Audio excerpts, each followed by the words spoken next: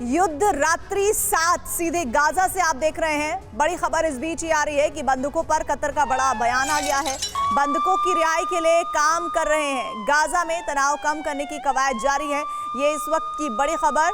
बंदूकों पर कतर का बड़ा बयान। उन्होंने सीधे सीधे ये कहा है कतर ने कि बंदूकों की रिहाई के लिए लगातार काम किया जा रहा है और बंदूकों की रिहाई के लिए कहा जा रहा है कि गाजा में तनाव कम हो, इसकी भी कोशिशें जारी हैं।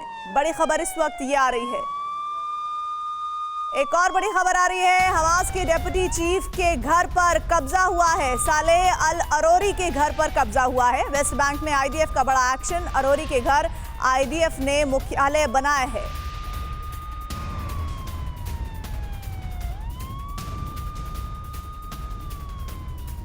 लेबनान से खबर आ रही है। लेबनान से इजराइल पर नॉन स्टॉप अटैक जारी है। Hezbollah anti tank guided missile से कर रहा है हमला। आईडीएफ के पोस्ट को बनाया है निशाना।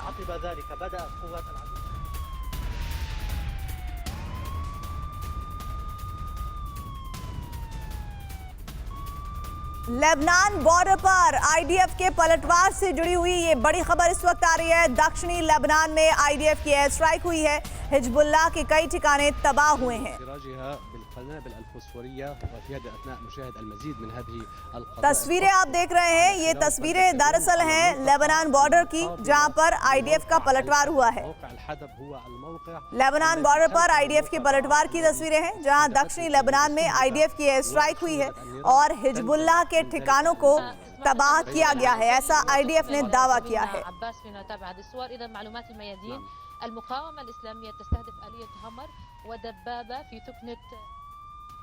दक्षिणी लेबनान से एक और बड़ी खबर आ रही है। दक्षिणी लेबनान में हिजबुल्लाह का लड़ाका ढेर हो गया है। आईडीएफ की बमबारी में इस्माइल अहमद की मौत हो गई है। हिजबुल्लाह ने मौत की पुष्टि की है।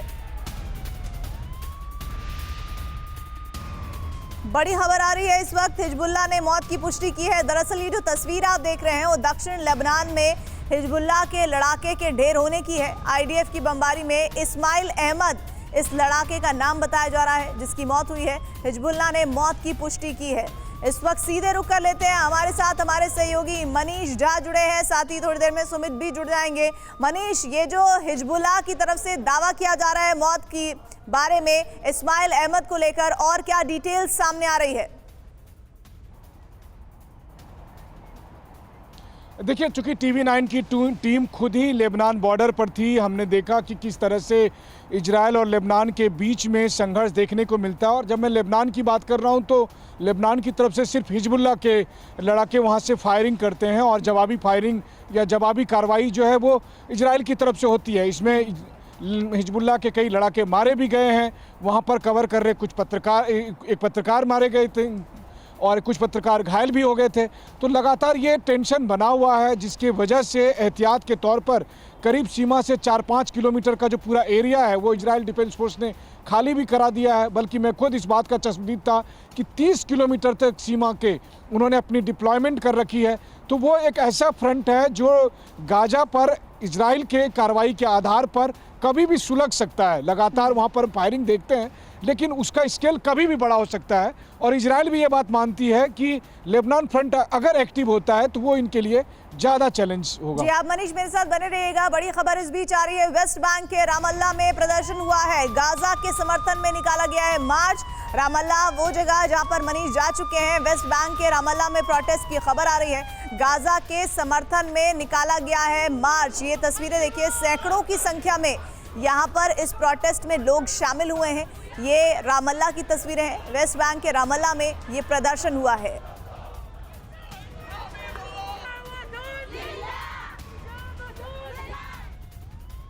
एक और बड़ी खबर आ रही है। मिस्र में यूएन महासचिव का विरोध हुआ है। राफा बॉर्डर पर लोगों की नारेबाजी हुई है। राफा बॉर्डर पहुंचे थे एंटोनियो गुटेरेस, जिनको लेकर प्रदर्शन और नारेबाजी की तस्वीरें सामने आई है। मिस्र में यूएन महासचिव के विरोध की तस्वीरें हैं। राफा बॉर्डर पर देखिए, राफा बॉर्डर वो बॉर्डर जिसे लगभग मेरे ख्याल में 30 मिनट के लिए खोला गया था। बहुत कम संख्या में इस दौरान बॉर्डर क्रॉस करके ट्रक आ पाए हैं गाजा में, और ऐसे में राफा बॉर्डर पर लोगों की भीषण नाराजगी है। राफा बॉर्डर पहुंचे थे एंटोनियो गुटेरेस। बड़ी जानकारी एक और आ रही है इसी के साथ ही। इजराइल वायुसेना चीफ का बड़ा बयान, हमास पर अब तक का सबसे बड़ा हमला होगा, जैसे पहले कभी नहीं हुआ। आईडीएफ ने कहा है ऐसा हमला जो अभी तक किसी ने अंजाम नहीं दिया, ऐसा हमला जो हमास ने अभी तक नहीं देखा, ऐसा हमला इजराइल की डिफेंस फोर्स करने जा रही है। ये बड़ी खबर इस वक्त, और सुमित भी हमारे साथ जुड़ गए हैं। सुमित, जरा दो बातें हैं, दोनों पर एक एक करके जवाब दीजिएगा। पहली बात ये कि राफा बॉर्डर पर एंटोनियो गुटेरेस का जो जिस तरह से विरोध हुआ, उस पर पहली बात अपनी बात को रखिएगा। दूसरी बात ये कि जो तमाम जानकारियां हमले को लेकर आ रही है, उसमें अभी मौजूदा स्थिति क्या बनी हुई है?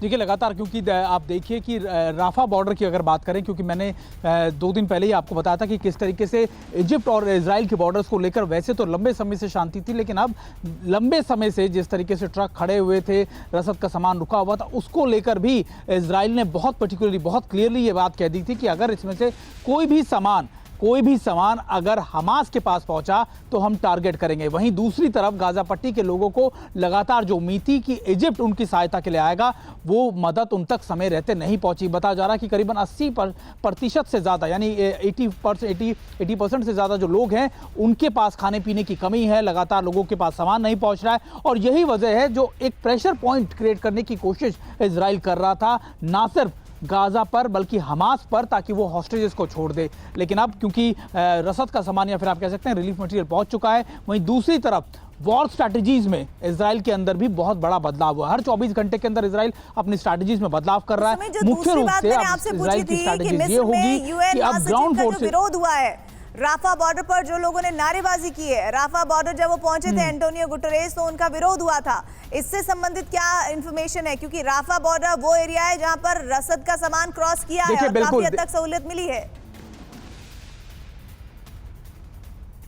देखिए, बिल्कुल, क्योंकि लगातार यूएन को लेकर भी आक्रोश इस बात को लेकर है कि सभी इंटरनेशनल ऑर्गेनाइजेशन से ये अपील की जा रही थी कि कम से कम रसद का सामान या रिलीफ मटेरियल तो पहुंचाया जाए। हालांकि इजराइल ना तो झुका, और इजराइल ने ये बात भी क्लियर कर दी थी पहले ही कि जब तक उसकी रजामंदी नहीं होगी वो कोई सामान अंदर नहीं जाने देगा। दरअसल इजराइल ये जानता था कि अगर उसने पहले से ही ये सामान अंदर जाने दिया होता तो फिर वो प्रेशर पॉइंट्स को नहीं क्लियर कर पाता। जो मैं आपको बता रहा हूँ कि वो प्रेशर चाहता था कि हमास पर बने, ताकि हमास चीज़ें छोड़े, और यही बात अमेरिका भी चाहता था।